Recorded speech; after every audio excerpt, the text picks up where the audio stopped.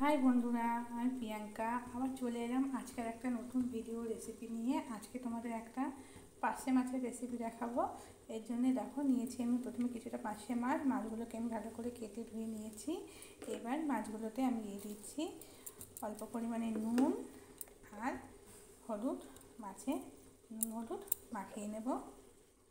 মাছে যখন নুন হলুদ মাখানো হয়ে গেছে, এদিকে ওভেনেও আমি তেলটা কড়াইতে দিয়ে গরম হতে বসিয়ে দিয়েছিলাম। এবার একে একে তেলও গরম হয়ে গেছে।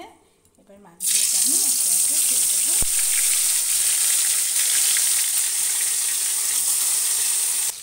মাছগুলো ভাজা হতে থাক, ততক্ষণে আসুন না মশলাটা করে নিই। দেখো নিয়েছি একটু পোস্ত আর নিয়েছি একটু সাদা সর্ষে আর দিচ্ছি কয়েকটা কাঁচা লঙ্কা। এবার এতে একটু জল দিয়ে এটা পেস্ট করে নেব। মাছগুলো দেখো ভেজে নামিয়ে নিয়েছি, আর এতে মশলাটাও রেডি। দেখো কি সুন্দর স্মুথ হয়েছে, একদম মিহিভাবে এরকমভাবে মশলাটা পেস্ট করতে হবে। আর কড়াইয়ের ওই তেলের মধ্যে দিয়ে দিচ্ছি একটু কালো জিরে ফোড়ন, তারপরে দিয়ে দিচ্ছি কয়েকটা গোটা কাঁচা লঙ্কা। আর কাঁচা লঙ্কার মাথাগুলো দেখো আমি একটু চিড়ে নিয়েছি, জাস্ট অল্প একটু মাথাটা চিড়ে নিয়েছি। কাঁচা লঙ্কাগুলো দিয়ে কড়াইয়ের তেল হালকা এখানে নামিয়েই দিয়ে দেবো মশলাটাকে হালকা ভেজে নেব। মশলাটা খুব সুন্দর ভাজা হয়ে যাচ্ছে।